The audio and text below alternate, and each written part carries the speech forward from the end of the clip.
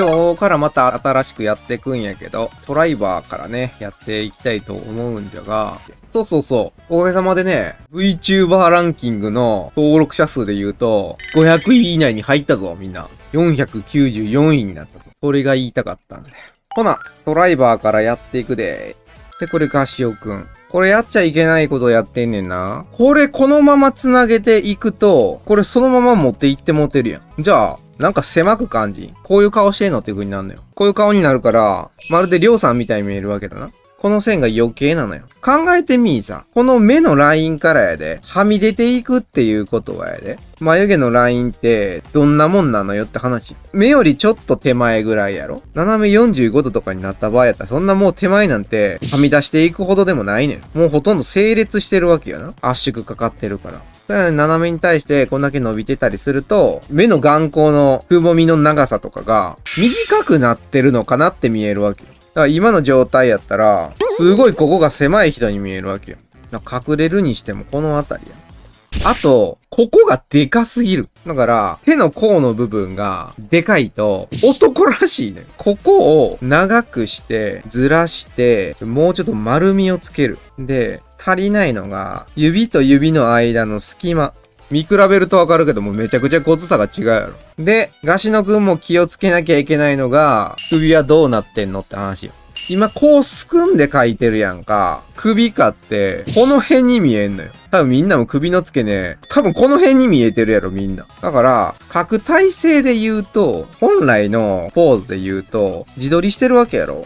下がっとかんなあかんのよ、肩を。下げながら腕を上げてこう、ポーズ的に。これでもっと角度つけた状態になるんだったら、首の付け根がこう見えなかんねん。肩を隠れてる場合やったら、こっち前に出さなきゃいけない。もし出てないんやったら、ここの肩の流れはもっと隙間を見せなきゃいけない。この肩のせいでまだ流れが変なのよ。胸も上から見るわけだ、こうやって。こう流れていかんのよ。胸がこう流れていってもうてるやろ。じゃあ胸の付き方こうなのってなってくるとおかしならへん。難しくないねん、本来は。本来謎解きにすらならへんはずなのよ。間違ってるから、得体の知れないポーズに置き換わってるだけ。でも、一つずつ考えたら、難しいこともなんともないねん。一つ一つ正確に体がくっついていってないから難解なポーズになるし、ポーズの組み立てができひんねん。どういう風に体ってついてんのかなっていう理解してるだけなの。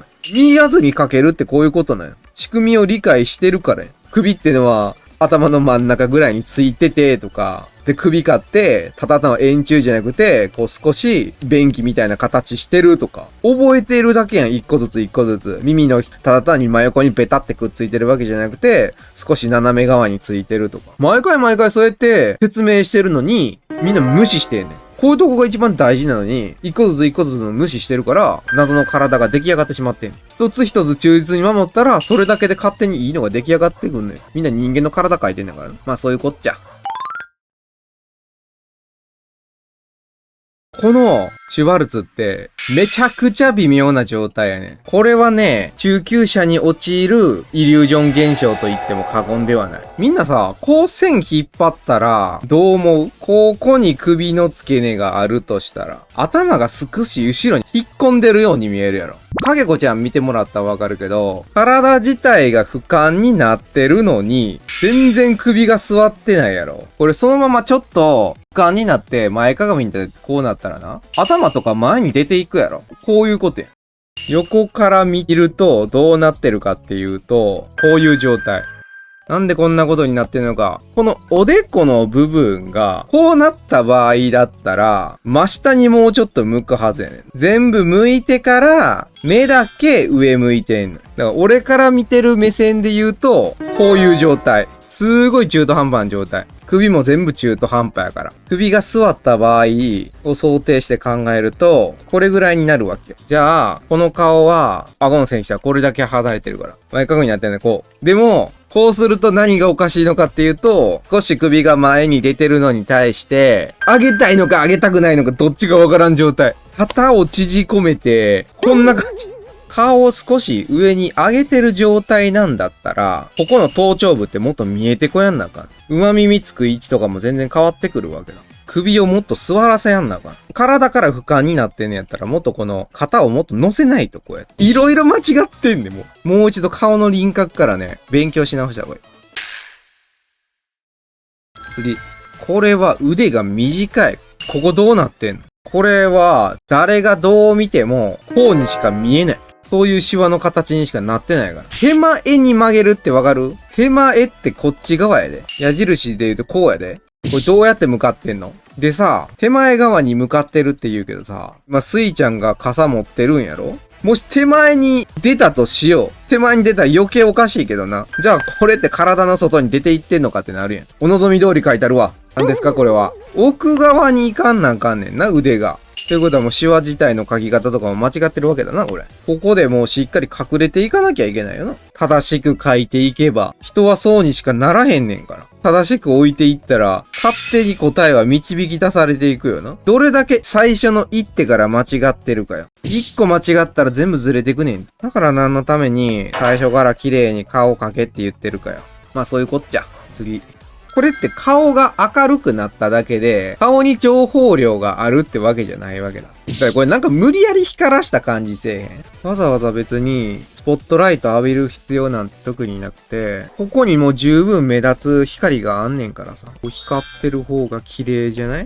で、あえてここまで暗くした上で光らせる。逆に顔とかが暗くなってる状態でも、目の中の光だけはすごく輝いて見えるっていう風にした方が綺麗じゃないっていう話。だから絞ってあげないともっと。そのあたりを考えて書きましょう。次。トゲマルくんね、これちょっと顔がテンプレートになってるかな。みんな同じ顔の印象あらへん。ポロさんだったらもっと丸いんじゃないとかね。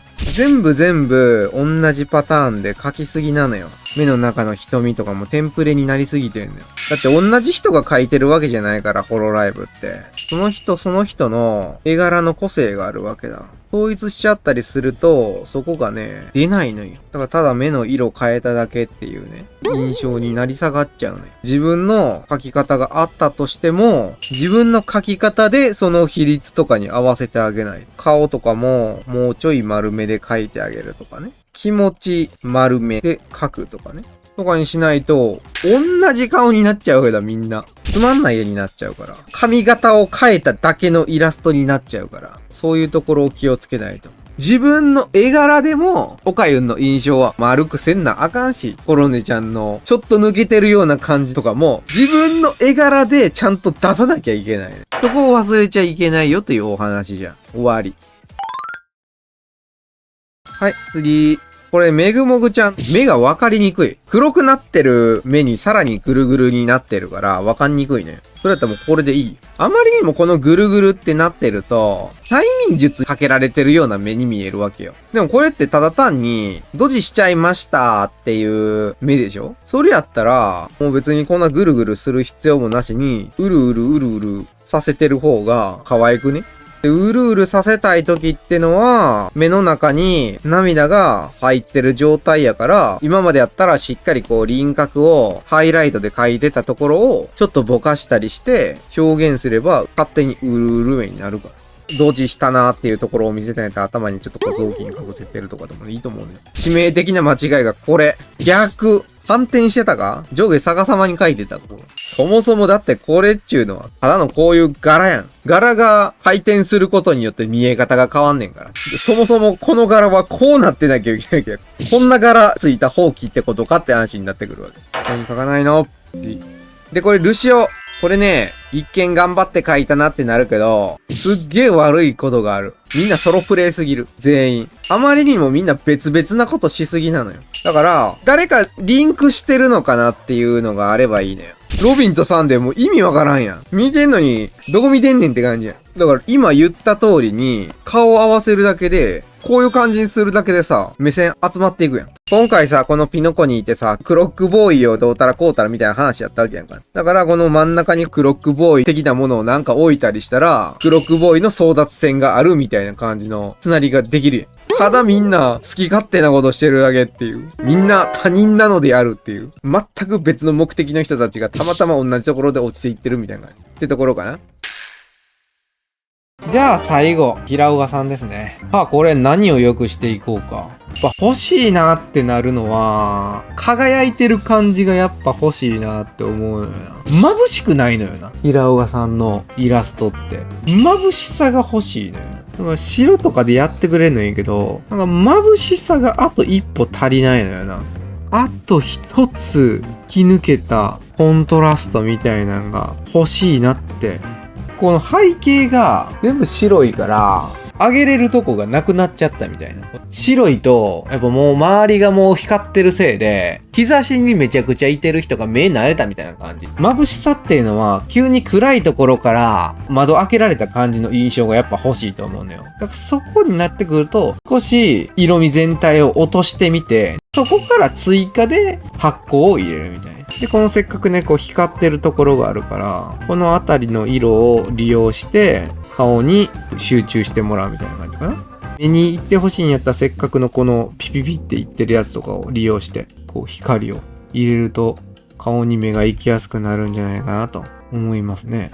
あえて仕上げたやつにちょっと怖いかもしれんけど、一旦色を落としてみるっていうのもありやね。こういうやり方もありますよっていうね。じゃあ今日はこんなもんですね。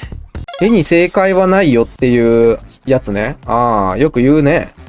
俺正解めっちゃあると思うけどな。ていうか描く対象には間違いなく正解はあんねん。どんなイラストを描くのは、そのあたりは自由よ。正解はないよ。でも、その対象物を描くんであったら、正解は絶対あると思うねん。だからその対象物って何かモチーフ決まってんねんからさ。犬っていうモチーフがあんのにさ、猫描いてたら間違いやん。だから、何を描く描かないかは全然自由やから正解はないと思うよ。でも描く対象には正解はあるでしょ。これを犬とたらしめん絶対のものはあるでしょ。描きたいものは自由でいいよ。別に。でもそこで評価だったりだとか、人に見てもらったりするときには、俺は絶対正解はあると思う。でもその正解が人それぞれやから、その人それぞれってやつに対して正解はないとか言いたくなるのよ。でも人それぞれ正解があんのよ。それを追い求めるのが楽しいねやろ。だからあれってすげえ言葉足らずな言葉や。で、あと考えさせる言葉にはなってるな。だけどそれって自分なりの答えを見つけてくださいねっていうな、いかにも芸術家志望な言葉ばっかりな気がするわ。でに正解はないんですよとか言っといたらかっこいいやん。人の人生には答えなんてないから。俺たちは自由なんだから。みたいな。いかにも中二病だなって感じの言葉が多いもん、やっぱり。もう大変だよ。添削大変だよ。やっぱストレスチェック。引っかかってるの添削のせいかもしれない。もうさっさとみんなコロソに行けばいいのに、もう。でもコロソに行ってもまだこの子たちわかんねえかもしんないんだよな。頑張ってコロソについて行かなきゃいけないなんてもう大変だ。もうさっさとコロソ行け。もうコロソ。コロソに行くんだよ。もうさっさと行け、マジで。ほんま、早行け。行ってくれ。もうさっさとコロソに行っとくれ。コロソ